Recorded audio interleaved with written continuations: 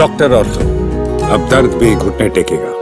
भारत और चीन के रिश्तों में एक बार फिर नया तनाव पैदा होता दिखाई दे रहा है। इस बार मुद्दा सीमा विवाद, सैनिक टकराव या व्यापार नहीं, बल्कि तिब्बत के आध्यात्मिक गुरु दलाई लामा और उनके उत्तराधिकारी का है। चीन ने भारत को सीधी चेतावनी देते हुए कहा है कि दलाई लामा के उत्तराधिकारी के मामले से दूर रहे, क्योंकि ये पूरी तरह चीन का आंतरिक मामला है।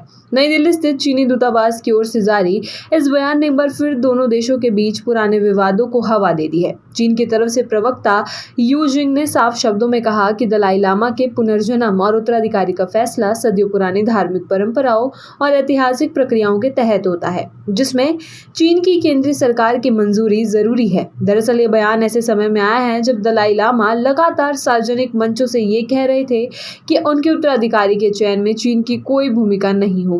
यही बात अब बीजिंग को सबसे ज्यादा परेशान कर रहा है।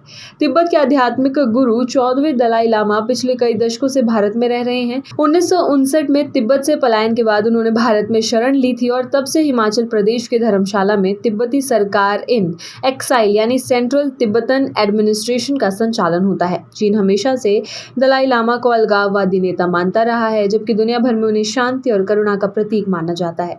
अब असली विवाद उनके उत्तराधिकारी को लेकर खड़ा हो गया है। चीन चाहता है कि अगला दलाई लामा उनकी मंजूरी से चुना जाए ताकि तिब्बत पर उसका नियंत्रण मजबूत बना रहे। लेकिन दलाई लामा पहले ही साफ कर चुके हैं कि उनका अगला अवतार किसी स्वतंत्र और लोकतांत्रिक देश में भी जन्म ले सकता है।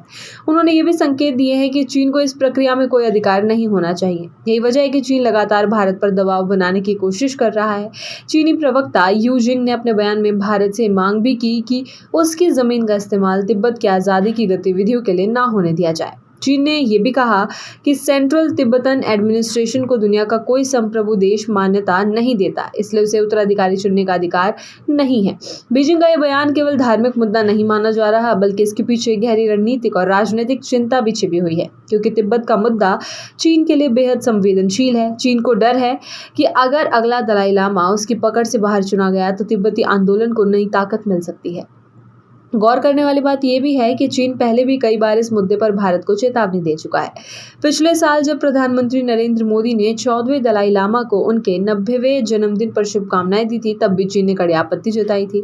उस समय चीनी दूतावास ने दलाई लामा के मुद्दे को भारत चीन संबंधों के बीच कांटा तक बता दिया था। चीन की बेचैनी उस वक्त और बढ़ गई थी जब केंद्रीय मंत्री किरण रिजिजू ने एक बयान में कहा था कि दलाई लामा के अनुयायी चाहते हैं कि तिब्बती आध्यात्मिक गुरु अपना उत्तराधिकारी खुद चुने। हालांकि रिजिजू ने बाद में स्पष्ट किया था कि ये उनकी व्यक्तिगत राय है, भारत सरकार की आधिकारिक नीति नहीं। लेकिन चीन इन बयानों को बेहद गंभीरता से ले रहा है। बीजिंग को लगता है कि भारत तिब्बत के मुद्दे को एक रणनीतिक कार्ड की तरह इस्तेमाल कर सकता है, खासकर तब जब दोनों देशों के बीच लद्दाख और अरुणाचल प्रदेश को लेकर सीमा विवाद पहले से जारी है। विशेषज्ञ मानते हैं कि दलाई लामा का उत्तराधिकारी सिर्फ धार्मिक नहीं बल्कि भू राजनीतिक मुद्दा बन चुका है। तिब्बत एशिया के राजनीति में एक अहम केंद्र है और दलाई लामा की लोकप्रियता चीन के लिए हमेशा चुनौती रही है।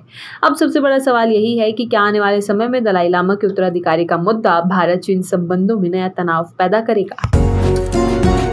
डॉक्टर ऑर्थो, अब दर्द भी घुटने टेकेगा।